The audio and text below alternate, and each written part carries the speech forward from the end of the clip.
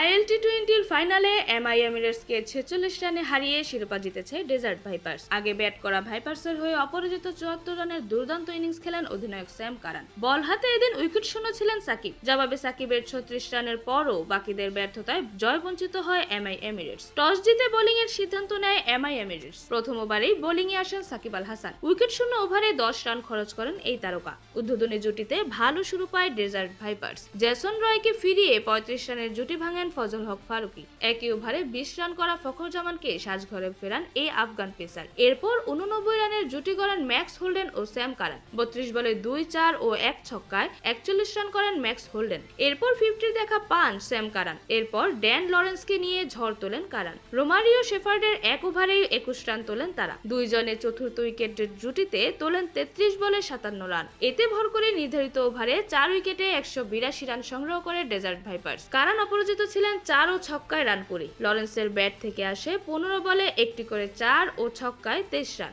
Run তারা করতে নেমে উদ্বোধনী জুটিতে 26 রান তোলেন মোহাম্মদ ওয়াসিম ও আন্দ্রে ফ্লেচারকে আউট করে জুটি ভাঙেন নাসিম শাহ। এই পেসারের দ্বিতীয় শিকার হন টম বেন্টন। 2 উইকেট পতনের পর ক্রিজে আসেন সাকিব। তবে 13 বলে 26 রান করে সাজঘরে ফেরেন ওয়াসিম। ভালো করতে পারেননি সঞ্জয় কৃষ্ণমূর্তি। এরপর পোলার্ডকে সাথে নিয়ে এগোতে থাকেন সাকিব। ডেভিড পেনকে বাউন্ডারি হাঁকান এই তারকা। একই বোলারকে নিজের দ্বিতীয় বাউন্ডারি হাঁকান সাকিব। পরবর্তীতে আরো এক বাউন্ডারি হাঁকান এই তারকা। তবে আস্কিং রান রেটের সাথে তাল মেলাতে গিয়ে বড় শট খেলতে গিয়ে আউট হন সাকিব। 27 বলে 3, 4 এ 36 রান করেন এই বাংলাদেশি অলরাউন্ডার। এরপরে সাজঘরে ফেরেন 28 বলে 28 রান করা কাইরন পোলার্ড। এরপর বাকিরা চেষ্টা করলেও হারের ব্যবধানই কেবল কমেছে। শেষ পর্যন্ত 136 রানে অল আউট হয় এমআই এমিরেটস।